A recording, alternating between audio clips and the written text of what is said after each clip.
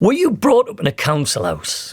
Right, because it's 100 years since they were introduced. Now, by the end of the 70s, more than 40% of the population lived in a council house. As of a couple of years ago, that went down to just 2%. However, most local authorities have shifted from council housing to social housing. I was fascinated by this because I'm a council house lad.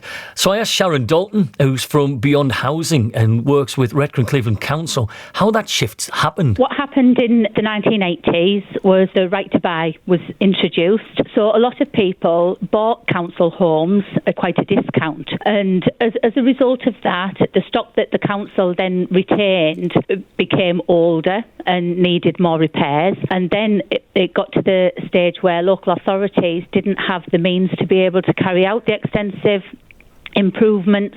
So then they started, it was called large-scale voluntary transfer, where the council housing was transferred to registered providers. That hasn't happened everywhere. It did with Redcar and Cleveland in 2002. Quite a few have. I think it's about 50% nationally that have now transferred. But there are still some traditional local authority housing. How important is social housing now? Because I'm going back to when I was growing up. My brother bought his first house and he bought it in Trimden Colliery. It was, I think he paid about £14,000 for it. Mm-hmm. And it was what you could get a mortgage, was like 3.5 times your salary. To buy a house now, you need a 20 grand deposit. Is this where you fill that void with social housing to help people to get onto that housing ladder? It's certainly a much needed option still. Yes, a lot of people aspire to own their own homes, but like you said, Gary, that's not always affordable or achievable for some people. And there's a lot of publicity and media coverage that says that there's a lot of demand for social housing. Are you seeing a bigger demand with your company for social housing? Well, at the moment, we've in Redcar and Cleveland, we have just over 10,000 homes, and we've got just over 2,500 on the housing register. And we in Redcar and Cleveland, we have about just over 1,000 lets per year. So that'll give you an idea of how much demand we've got. Depends on the people that are on your housing register and what their needs are, and whether we've got the properties that will meet their needs.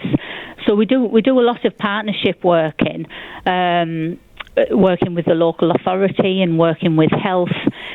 In Redcar and Cleveland, the housing strategy has just been reviewed, and that shows that there's an ageing population within Redcar and Cleveland.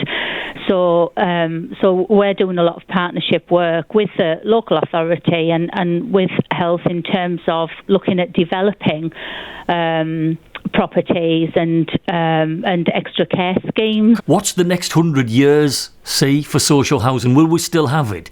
And what changes can you foresee? I hope we still have social housing in the next 100 years. In terms of the future, I mean, what we've seen in the last few years is, cuts in benefits and people not being able to afford as much.